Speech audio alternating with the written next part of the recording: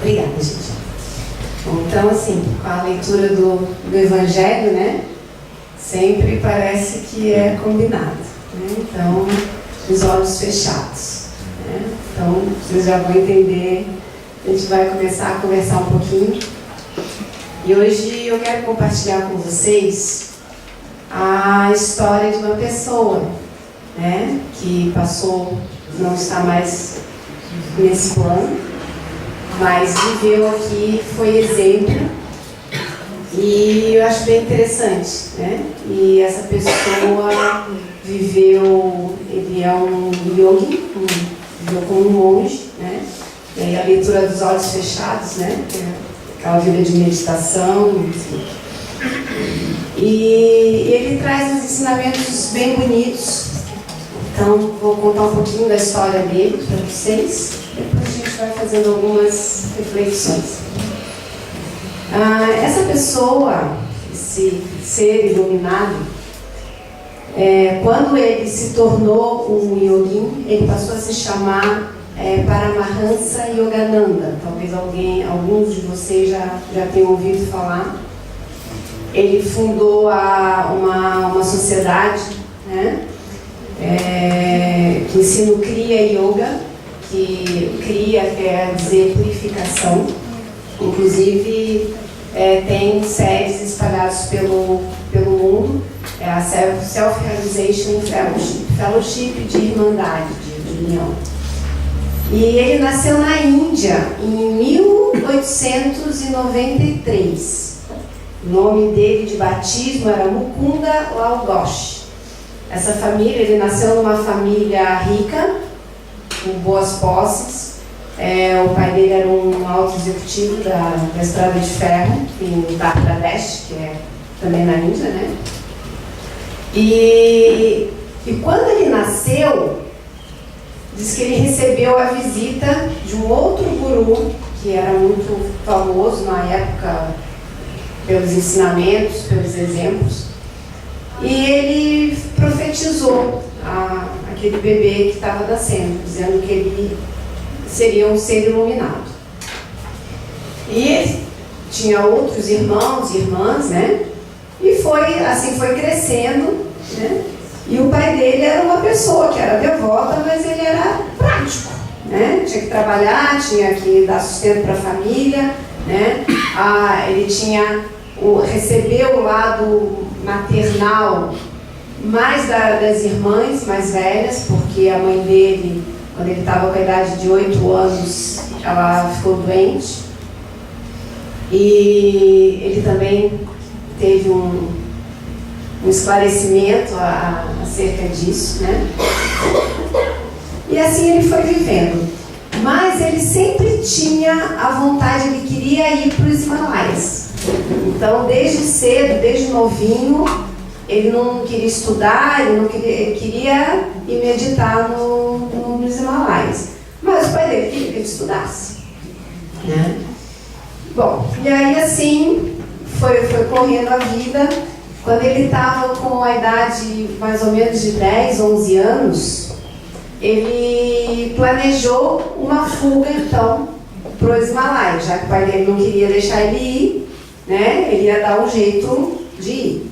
Então ele combinou com os amigos, né? Como o pai dele era executivo da Estrada de Ferro, ele conhecia, então armaram todo um esquema para comprar passagem e tal. E aí eles combinaram que na hora que eles saíssem da escola, eles iriam pegar o trem para os Himalaias. E aí assim fizeram, combinaram de se encontrar na estação de trem, tá? Compraram a roupa que era para meio que se misturar com os locais, né? Mas um deles esqueceu de trocar o tênis. E aí, no meio da viagem, numa das estações, né, eles fazendo todo aquele papel, chegou um aqueles cobradores, né, e perguntaram, eles estavam todos com o texto ensaiado. E aí o cobrador no final falou assim, sim, mas esse sapato, né? E aí acabou que apertou e não teve jeito. Voltaram para casa, né? Foram buscar e tal, levaram aquela bronca dos pais.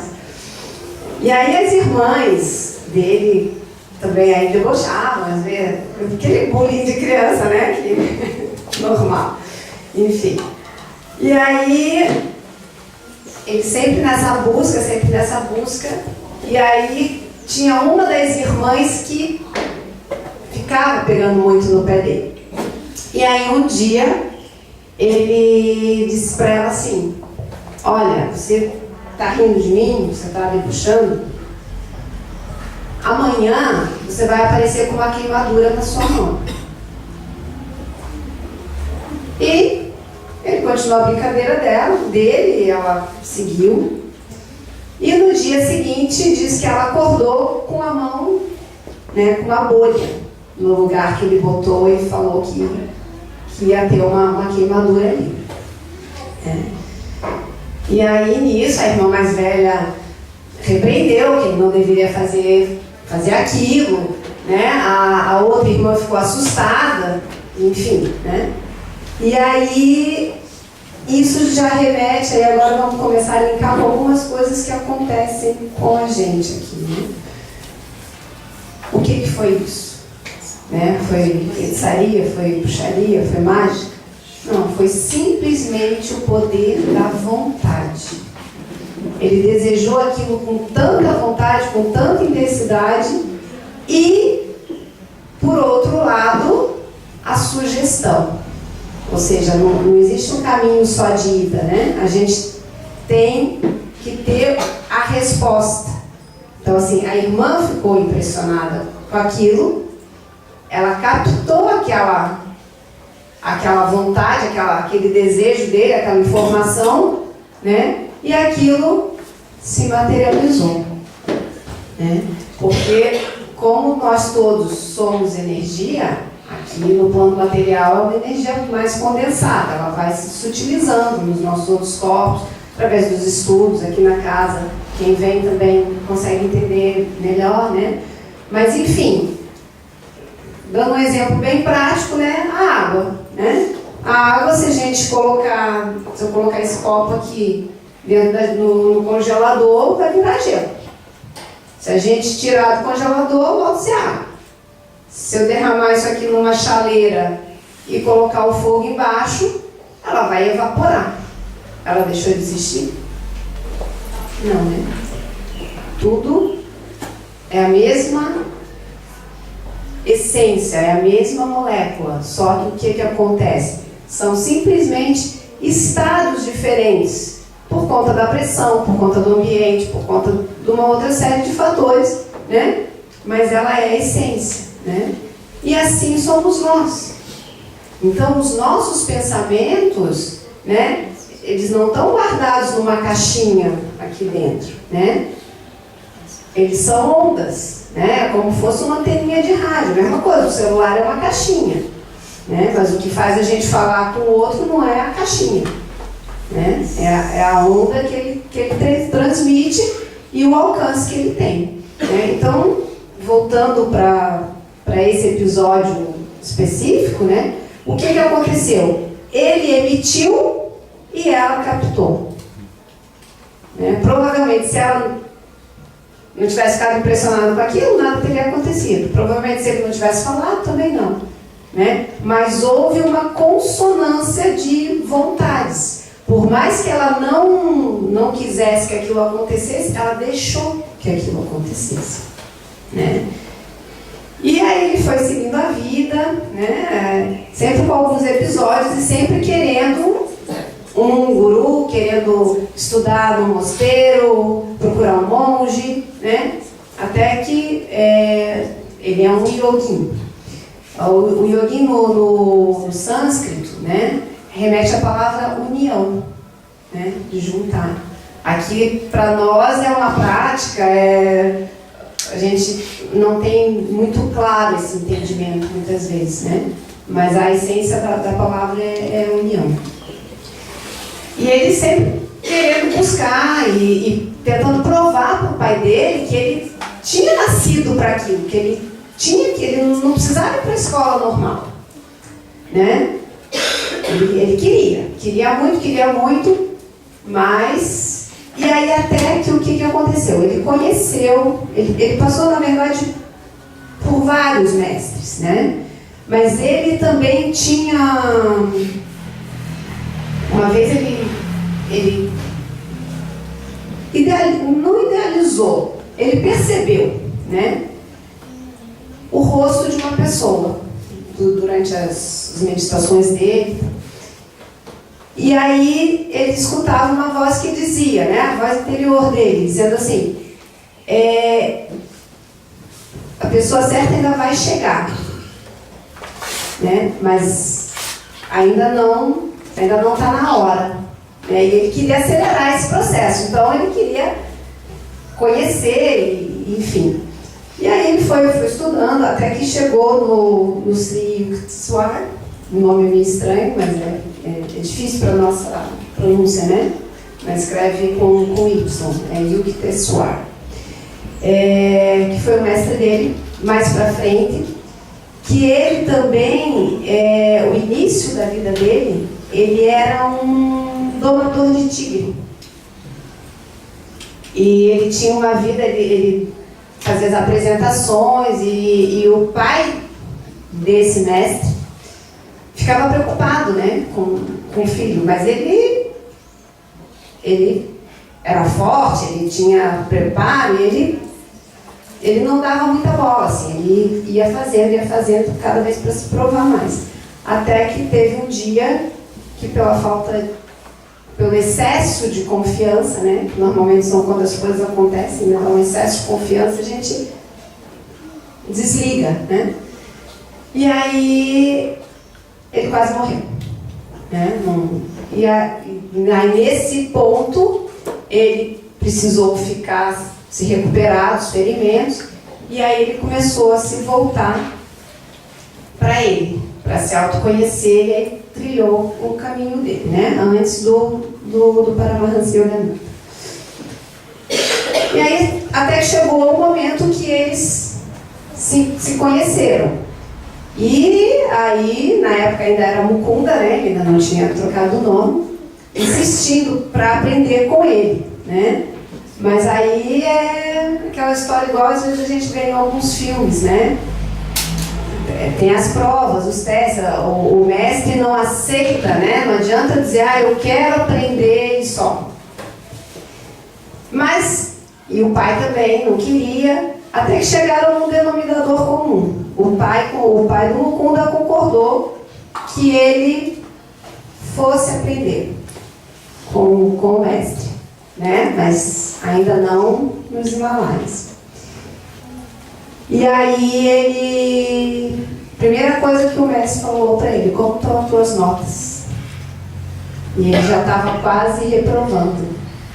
Aí ele falou, não preciso me preocupar com isso, porque eu quero ser um monge, né? Eu sou predestinado a ser um exemplo de bondade, de caridade para as pessoas, para ajudar no autoconhecimento.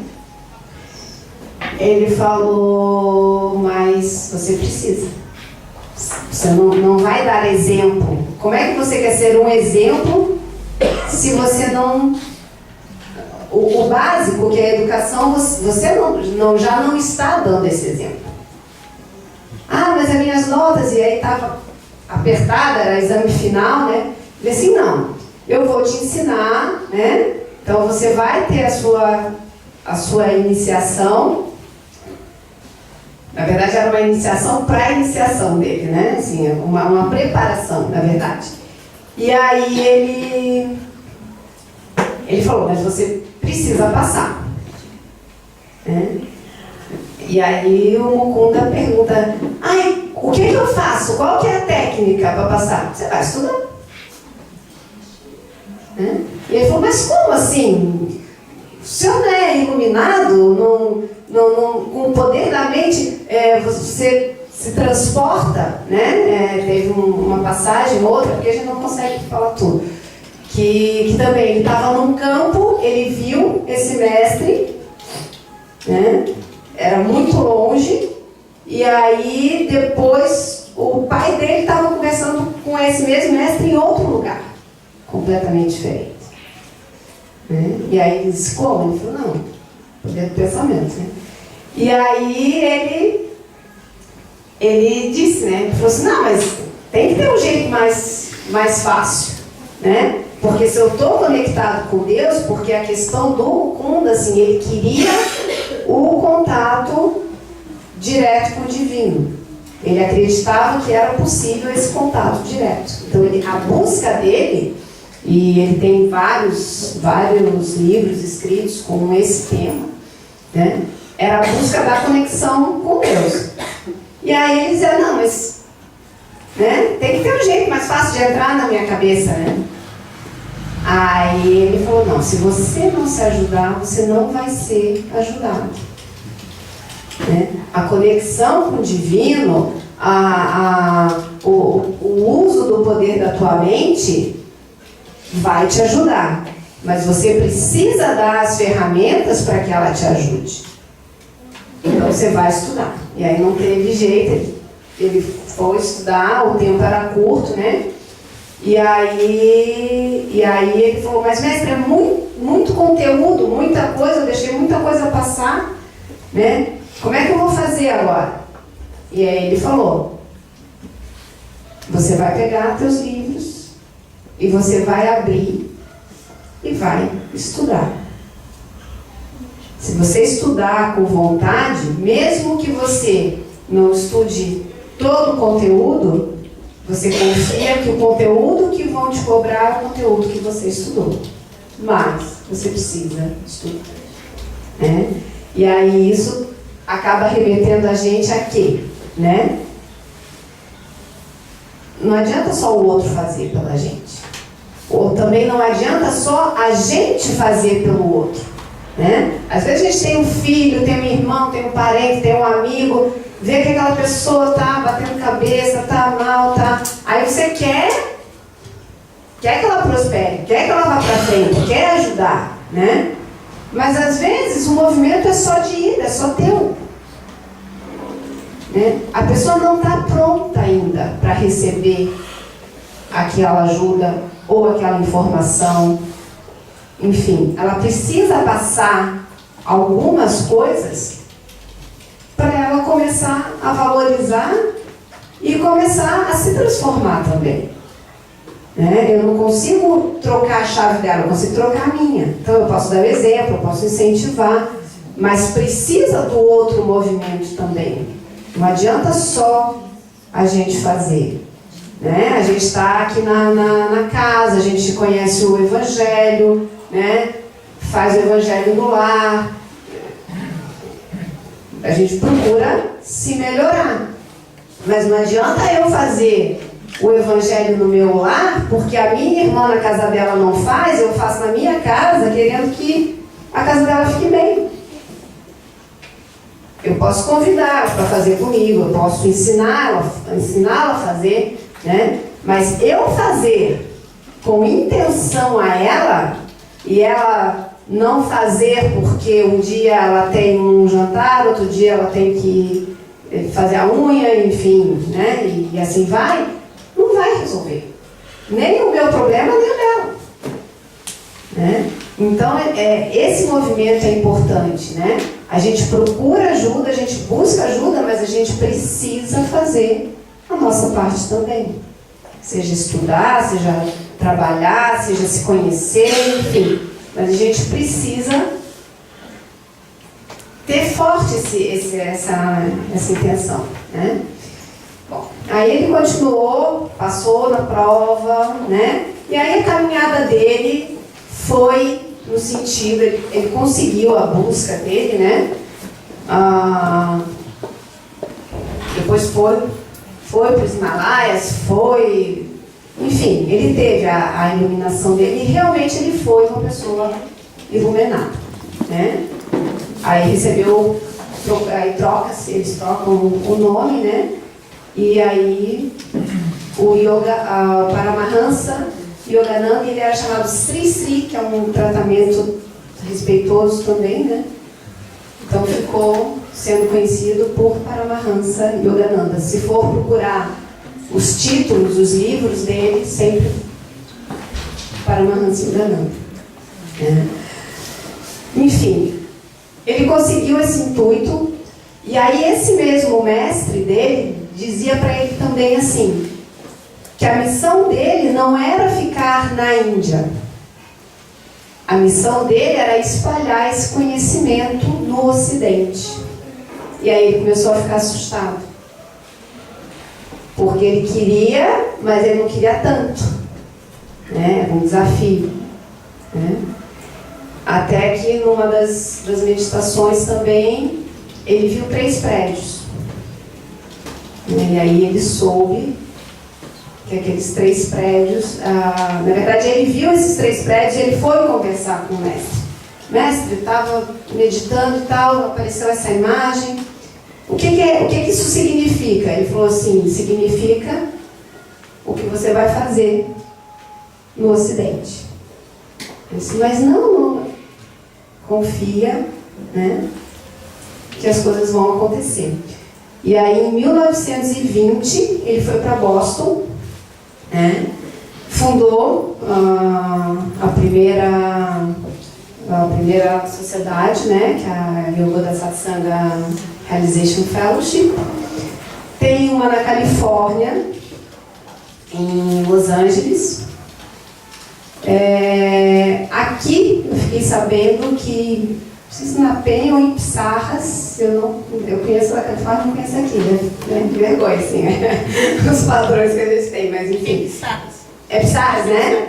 Que aí eu não fui conhecer ainda, mas enfim, ele chegou no intuito dele. E aí ele veio a desencarnar em 1959, se eu não me engano. Deixa eu ver se tem a cola aqui, que esse acabou que eu não anotei. Não, 1952. No dia 17 de março de 1952. Que eles, na verdade, não chamam de desencarne. Eles chamam de Mahasamadhi. Samadhi é a iluminação, é a consciência, e Maha é subir. Né? Então, eles dizem que foi uma liberação do corpo físico consciente. Ele tinha consciência que ele cumpriu a missão dele, e aí ele já estava velhinho e foi descansar. Né? E aí ele traz um ensinamento, depois eu vou ler, mas antes disso, algumas coisas de pensamentos que ele compartilhava, né? Não é dele, esse pensamento é de Sêneca, que foi um filósofo meu lá atrás, né? Que diz assim: qualquer um pode roubar a riqueza do homem sábio, mas não lhe tirar seus bens verdadeiros, porque ele vive alegre no presente e despreocupado com o futuro. Né? E aí remete à leitura do Evangelho dos olhos fechados. Né?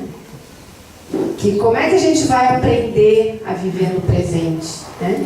Porque a gente está nesse mundo que é preocupado, eu tenho que trabalhar para ter, eu vou viajar quando eu me aposentar, eu preciso, preciso terminar a reforma da minha casa para poder brincar com meu filho. Né? A gente faz umas ordens assim meio loucas, né? E aí o que acontece? E aí, quando você acaba a reforma da casa para brincar com teu filho já cresceu, está querendo sair com os amigos, não é micos ficar brincando com o pai e mãe. Né? Aí você vai fazer o quê? Você vai ficar com saudade de quando ele era pequeno, porque você não aproveitou como deveria o tempo. Né? E aí o que a gente faz? A gente continua deixando o barco correr. Porque lá atrás já era. Né? Lá para frente, não sei como é que vai ser, não sei o que eu vou fazer de noite. Né? Então a gente fica colocando datas, prazos, né? Legal, a pessoa precisa ter ambição, a gente está no plano físico, né? Precisa ter um planejamento, mas não virar escravo disso. Né? Aproveitar o momento presente, né? Aproveitar, o dia está bonito, aprecie o dia. Não dá para tomar um banho de mar, mas dá para botar o pé na areia, né? Ou está sentado aqui, ou às vezes a gente está preocupado que ficou em casa, o que o marido está fazendo, né? Que vai sair. Não, assim, aqui A gente está aqui. A hora que chegar em casa, a gente está em casa, né? Está numa viagem, curte os momentos da viagem, né? Muitas vezes isso é difícil, né? A gente está com a cabeça que não para, né? E aí a importância dos olhos fechados, né? O que são esses olhos fechados? É o tempo que você respira fundo, fecha o olho, né? Só de fazer isso a gente dá uma acalmada. Muitas vezes a pessoa diz, não tenho tempo para mim, não tenho tempo para nada, né? Mas assim, é um segundo, né? A gente para, respira e acalma. Aí a gente abre o olho de novo e segue com o que tem que fazer, né? E referente a isso, ele tem uma passagem, até eu marquei aqui, que eu achei bem legal, assim, que tem a ver tanto com o que a gente está falando, quanto com a questão da nossa reforma íntima mesmo, porque às vezes, assim, quando a gente fala, reforma, você pensa que tem que fazer 1000 coisas, que é muito difícil, que é tudo... É um passinho de cada vez, né? Mas precisa ser dado um passinho, pelo menos, de cada vez, né? Se a gente pensar lá no final, né? Isso é igual quando a pessoa, às vezes, sei lá, quer fazer uma meta. Eu preciso emagrecer. Eu quero emagrecer 20 quilos. Aí a pessoa pensa, meu Deus, não vai levar um tempo, né? Emagrecer 20, que é muita coisa. Então já que é muita coisa, eu vou comer mais um pouquinho hoje, vou comer mais um pouquinho amanhã. Porque aquilo está muito longe. Aquilo não está perto, né? É diferente do que se eu disser assim, não, eu vou me propor a ter uma alimentação saudável hoje e amanhã. Só hoje e amanhã.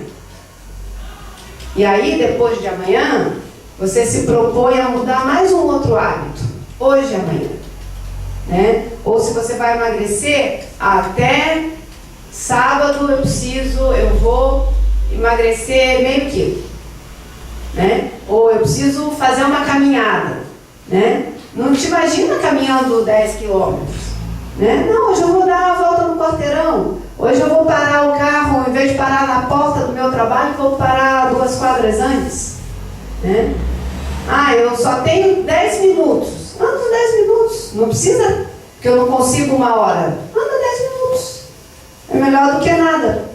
E ficar programando para quando você deixar de fazer tal coisa, que aquela hora vai sobrar, porque a hora que sobrar você vai colocar outra coisa no lugar e não vai caminhar, ou não vai fazer o que precisa fazer, né? Então ele diz assim, milhões de pessoas nunca se analisam, ou seja, nunca param para se perceber. Mentalmente, eles são produtos mecânicos do seu meio ambiente, preocupados com o café da manhã, com o almoço, com a janta, em trabalhar, em dormir, em daqui para lá, de lá para cá, de serem distraídos, né? E aí remete ao tédio nosso, às vezes, né? É tanto estímulo que nada mais tem graça. Precisa sempre uma coisa a mais, né? Então, eles não sabem eles não sabem o que e nem por que eles procuram essas coisas. E nunca se percebem felizes ou satisfeitos. Por não se permitir a autoanálise, as pessoas acabam se comportando como robôs, condicionados pelo seu meio ambiente. A verdadeira análise de si mesmo é um grande progresso. Todos deveriam aprender a se autoanalisar, sem paixões, ou seja, sem julgamentos, sem, né, simplesmente se perceber. E aí ele diz assim, anote seus pensamentos e seus desejos diariamente e descubra quem você é e não o que você pensa que você é. Porque a felicidade está em ser o que se é. A maioria das pessoas não muda porque elas não veem suas próprias falhas, né? Claro, se eu não olho para mim, como é saber como é que eu sou, né? E como é que eu sou inteiro. A gente tem um lado claro e um lado escuro. A gente tem os bons pensamentos e os pensamentos não tão bons, né? E nesse nosso plano é assim mesmo, não tá tudo certo ser assim. É um pouquinho bonzinho, um pouquinho malzinho às vezes, tá? Né? É o equilíbrio, né? O símbolo do yin e do yang é o equilíbrio, né? O dia e a noite, o claro e o escuro, né? Em cima e embaixo. Então, assim, a gente vive num plano assim, né? A gente precisa desse equilíbrio, né? Então, a gente se negar a olhar para nós mesmos, porque a gente não quer ver a parte ruim, ou só olhar a parte boa e deixar de dar atenção à parte que não é tão bonita, gera um desequilíbrio, né? A gente precisa estar, a balança ela tem que estar equilibrada, né? Então, se a gente faz, viu? A gente tem que estar com essa balança equilibrada, né? E como é que a gente vai se perceber, né? Porque às vezes assim, como é fácil, né? Vamos pegar irmã e parente, então a gente sabe a solução para cada um, né? A gente sabe o que o cunhado tinha que fazer, o que a irmã devia fazer, o que a mãe tinha que deixar de fazer, o que o pai tem que fazer, como é que eu posso ajudar o fulano, como é que eu posso ajudar o outro. Isso tudo a gente sabe, né? Se eu perguntar para cada um aqui, mas eu garanto que se eu perguntar assim, o que você precisa fazer por você? Do que você precisa realmente? Eu não tenho certeza, mas eu tenho quase certeza que vai demorar para chegar mais essa resposta do que a que eu falei antes. O que você precisa para ajudar o outro, né? Então, é importante a gente parar, né? E essa análise, essa autoanálise, é a mesma coisa das outras que eu falei. Não precisa reservar um tempo, não precisa um ritual, não precisa... Não. É ali um segundinho, um minutinho, é uma parada que você tem para prestar atenção em você, né? E aí ele diz assim: a verdade é que és responsável pelo que pensas. Né? Às vezes a gente diz assim, os meus pensamentos, quando a gente fala os meus pensamentos, parece que é um corpo estranho, que está ali, que a gente não quer que esteja, que não é nosso, né? Não, é nosso. Então ele diz assim, a verdade é que és responsável pelo que pensas, porque é só nesse nível que podes exercitar a escolha. Né? O que acontece? O nosso pensamento, ele molda a matéria. Né? Quando a gente pensa, é como se a gente estivesse fazendo um projeto e lançando esse projeto no universo. E conforme a gente vai pensando e vai dando força àquele pensamento, ele começa a se manifestar materialmente. Né? Então, aonde que a gente pode mudar? No início. Né? Mesma coisa na casa, vocês fazem o projeto. No papel, pode apagar, desenhar, fazer, é mais barato, né? É mais rápido.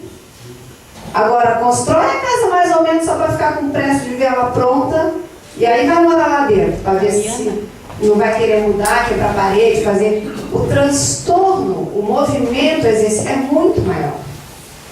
Por quê? Porque a gente não quis parar, né? A gente não quis perder tempo, né? Normalmente eu passo não vou perder tempo com desenho, com projeto, porque eu precisa começar, tem prazo para começar, né? E aí, assim, muitas vezes esse perder tempo é ganhar tempo, né? É aproveitar o tempo.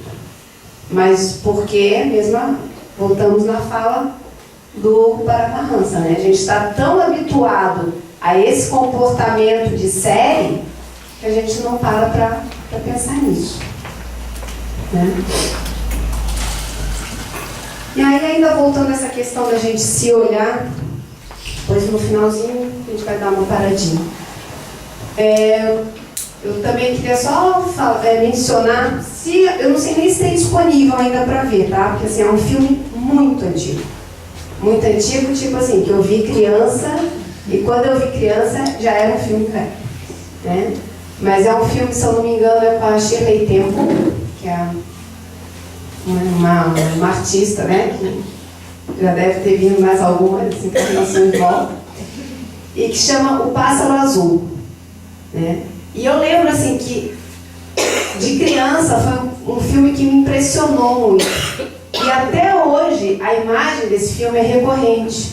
E ela vem de encontro com os ensinamentos do Paramahansa. Por isso que eu até trouxe. Né? E o que diz esse filme? Na verdade, é a história de uma menina que ela é inconformada com a vida que ela vive. Ela não gosta da casa que ela mora, ela não gosta das pessoas, que ela convive, ela queria um mundo diferente. Até que ela sabe da existência desse tal pássaro azul, que quem consegue capturar esse pássaro consegue ser feliz. E aí ela sai pelo mundo procurando o pássaro azul. Né? Então ela vai para a floresta ela vai para não sei aonde, então ela faz uma saga, ela vai visitando vários lugares em busca do pássaro azul. Mas sempre o que ela escuta é: ele acabou de sair e ir para outro lugar. Então ela sempre chegava atrasada nessa busca. Né? O pássaro sempre estava na frente, ela estava indo atrás dele. E ela vai essa busca o filme inteiro, né, atrás do pássaro, vai passando, e claro que ao longo do caminho ela vai tendo outros conhecimentos, vai conhecendo pessoas diferentes, mas enfim, ela sempre também não dá muita bola porque ela quer o tal do pássaro. Até que o caminho remete ela de volta para casa. E aí ela chega muito frustrada em casa, porque ela não achou o pássaro azul e ela vai dormir. Aí ela vai dormir, ela tem um sonho estranho, e quando ela acorda, o pássaro está na janela do quarto dela. Então, o que a gente pode trazer isso de ensinamento? Né? Que aquele pássaro estava esperando por ela. O quarto dela, o que é? É a mente dela. Né?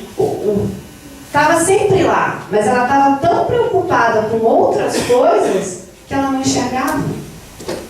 Né? A gente também pode fazer uma analogia com a felicidade. Né? A gente está sempre buscando, a gente está sempre procurando uma outra coisa para satisfazer, para ser feliz, para ficar bem. Né? Nunca chega, porque a gente está procurando um lugar errado, do mesmo jeito que ela estava procurando o pássaro no lugar errado.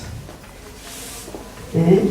Então, a busca pelo nosso conhecimento, esse fechar os olhos, né, é justamente isso, é a gente começar a perceber do que a gente precisa, né? E provavelmente o que eu preciso seja muito diferente do que você precisa, do que vocês precisam, do que ele precisa, e assim por diante, né? Porque cada um é único na sua essência, né? A gente, em que pese que depois as emanações formam o todo, né?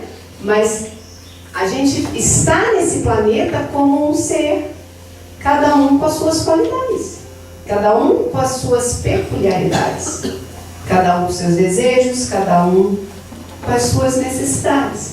Né? Então a gente precisa começar a aprender. O exercício é fácil? Para uns é mais fácil, para outros não é tão fácil. Né? Mas como um exercício, quanto mais praticar, mais fácil vai ficando. Né? As pessoas dizem, um atleta para ter excelência precisa de 10 mil horas de treino. Né? Mas aí às vezes o que a gente vê? Vê um ginasta. Eu quero fazer igual a ele. Aí vou lá, me matriculo, treinei uma semana. Não consegui tirar a mão do chão.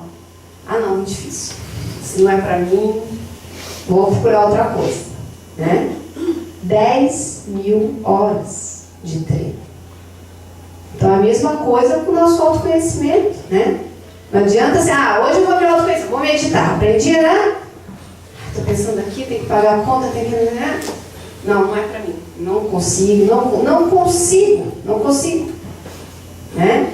Então assim, é um treino. E não coloca meta, não precisa sentar 1 hora para meditar, não precisa sentar nem 10 minutos.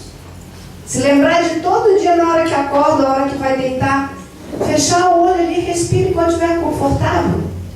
Depois toca, né? Essa prática recorrente, você vai perceber que daqui um pouco, às vezes, no estalo, surge a solução daquela questão que você precisava resolver, ou você começa a se sentir mais feliz, mais realizado, mais tranquilo, né? E as coisas vão começando a caminhar, né? Então, gente, assim, era isso que eu queria trazer para vocês.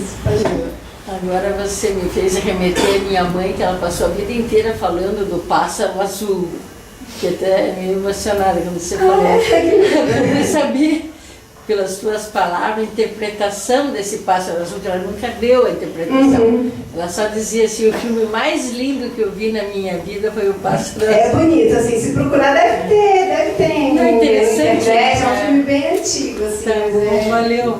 Ai, que bom, fico bem feliz. As coisas vão acontecendo, né? É por acaso. Então, assim, eu vou propor para vocês a gente dar essa paradinha, tá? Quem ficar à vontade, fecha o olho. Quem não ficar à vontade, não tem problema também. Aqui, como eu disse, cada um é um. Eu vou fechar o olho porque eu gosto de fechar o olho. Mas vocês fiquem bem à vontade, tá? Então, vamos lá. A gente respira fundo, fecha o olho. Faz uma inspiração bem profunda. Vai soltando bem devagar.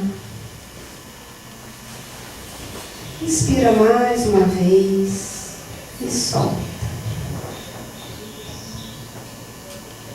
Mantendo esse ritmo, só vão prestando atenção. Como está o coração de vocês? Está acelerado? Está calmo? Se estiver calmo, vocês mantêm esse ritmo. Se estiver acelerado, vocês vão respirando mais devagar. Pode inspirar mais lento, segurar o ar um pouquinho, soltar bem devagar o ar novamente. Pode também ficar uns segundinhos sem ar e perceber que reação isso traz para vocês. É confortável? É desagradável? Mantendo esse movimento, só procure fazer esse exercício. Perceber esse ar que movimenta todas as células do nosso corpo. E muitas vezes durante o dia a gente não presta atenção nesse ato, que é o ato mais importante. A gente pode ficar sem comer, a gente pode ficar algumas horas sem beber. Mas se eu pedir para vocês ficarem 1 minuto sem respirar, acho que pega, né? E só o fato de vocês pararem para fazer essa respiração, vocês vão conseguindo assumir esse controle. Então dá uma respirada bem profunda. Quando soltar, quem está de olho fechado pode abrir, bem devagarzinho. Então, assim, é super simples e é uma ferramenta, às vezes, assim, você escutou uma coisa que a vontade é revidar na hora e aí depois, às vezes, se arrepende, porque, né? Para, respira e solta. Se a hora que soltar ainda tiver vontade de falar, bom, eu não me responsabilizo, mas provavelmente metade daquela coisa passou. No mínimo, você respirou, oxigenou as células do teu cérebro, ele vai conseguir processar melhor e você vai conseguir argumentar de uma maneira mais serena, ou mais inteligente, ou que pelo menos você não fique arrependido, né? Porque a palavra lançada a gente não consegue recolher, né? Então, gente, eu agradeço muito a atenção de vocês, desejo uma boa tarde a todos, um lindo final de semana de sol maravilhoso. E agradeço mais uma vez.